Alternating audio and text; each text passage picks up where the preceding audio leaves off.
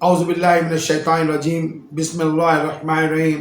آج 11ویں تراویح ہے جو کہ 14ویں سپارے کے نصف سے 15ویں سپارے نصف تک ہوگی، اور اس میں ہم 4 صورتیں سورہ ہجر، سورہ نحل، سورہ بنی اسرائیل اور سورہ کہف انشاءاللہ تعالیٰ سنیں گے۔ سب سے پہلے سورہ ہجر جو کہ ترتیب کے لحاظ سے قرآن پاک کی 15ویں صورت ہے، 14ویں سپارے کے نصف سے 99 آیت پر مشتمل ہے۔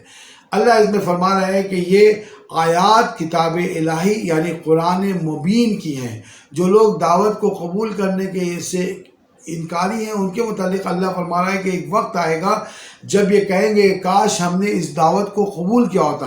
محمد صلی اللہ علیہ وسلم کے متعلق اللہ فرما رہا ہے کہ نبی صلی اللہ علیہ وسلم آپ پریشان نہ ہو، یہ لوگ آپ کو جادوگر، دیوانہ اور نہ جانے کیا کچھ کہتے ہیں، تو یہ کوئی نئی بات نہیں۔ ان لوگوں نے اس سے پہلے بھی اپنے انبیاءوں، پیغمبروں اور رسولوں کے ساتھ ایسا ہی کچھ کیا تھا۔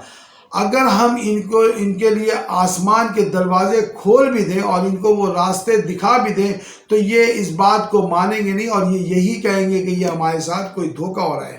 لہٰذا اللہ فرما رہا ہے کہ تیرے رب کی کار فرمائیوں کو یہ نہیں جانتے۔ تیرے رب کی کار فرمائیاں یہ ہیں کہ اس نے آسمان کو بہت مضبوط قلعوں سے مستحکم کیا ہے، اس کی طرف راہ لینے والوں کو ایک شعلہ ہے جو ان کو بھگاتا اور اس کی حفاظت کرتا ہے۔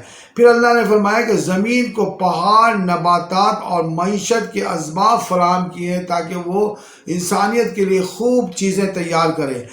پھر اس کے بعد اللہ فرماتا ہے کہ انسان کو ایک سڑی ہوئی مٹی سے پیدا کیا اور ایک سوکھے گاڑے سے بنایا ہے۔ یہ اللہ اپنی کارفرمائیاں بیان کر رہا ہے۔ اور پھر اللہ فرما رہا ہے پھر فرشتوں کو کہا کہ وہ انسان کو سجدہ کرے۔ تمام فرشتوں نے سجدہ کیا سوائے ابلیس کے جو کہ انکاری تھا۔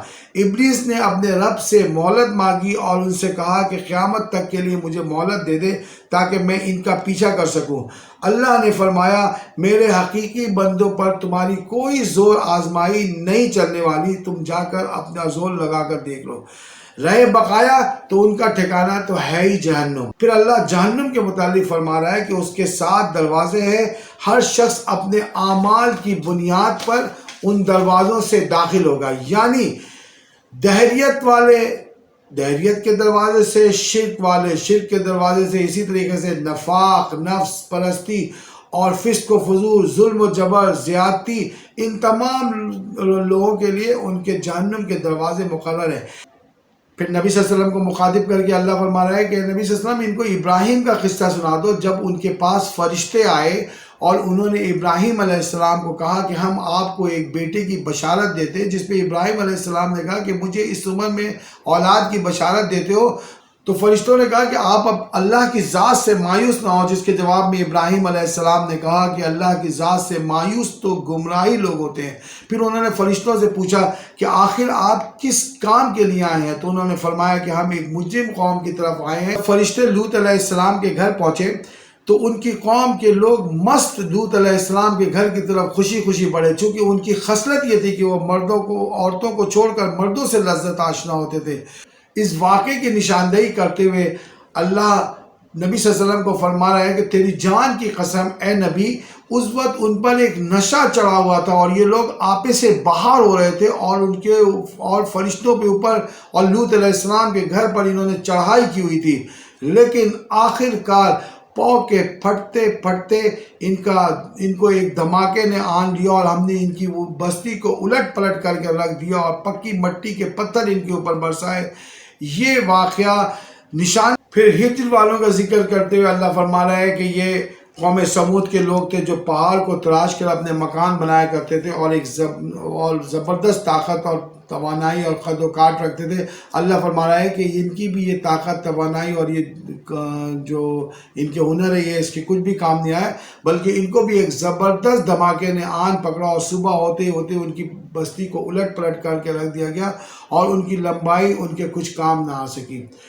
ان تمام نشانیوں میں اللہ فرما رہا ہے کہ عقل والوں کے لیے عبرت ہے۔ اور پھر نبی صلی اللہ علیہ وسلم کو مخاطب کر کے اللہ فرما رہا ہے کہ اے نبی صلی اللہ علیہ وسلم، ان لوگوں کی بیہودگیوں پہ شریفانہ درگزر کر دیجئے، اور ہم نے آپ کو 7 آیتیں اور قرآن عظیم عطا کیا ہوا ہے، بس آپ اس کی طرف دیکھیے۔ اس دنیا کی متاع کی طرف مت دیکھیے اور ان لوگوں کی فکر نہ کیجیے جو ایمان نہیں لا رہے ہیں. بس آپ نے فکر کرنی ہے، توجہ دینی ہے ایمان والوں کی طرف. بس ایمان والوں کو اپنے ساتھ جوڑے رکھیے. اور اللہ کے کلام سے روگردانی کرنے والے یہ لوگ یہ سمجھتے ہیں کہ یہ بچ جائیں گے، اللہ ان کی ضرور خبر لینے والا ہے. بس اے نبی صلی اللہ علیہ وسلم انہیں ہمارے حکم سے آگاہ کر دیجئے اور مشرکوں کی ذرا پرواہ نہ کیجیے. ہمیں معلوم ہے ان کی باتیں آپ کو تکلیف پہنچاتی ہیں. ان کا علاج یہ ہے کہ آپ اپنے رب کی حمد کے ساتھ تسبیح کریں اور اس کے آگے سجدہ ریز رہیں.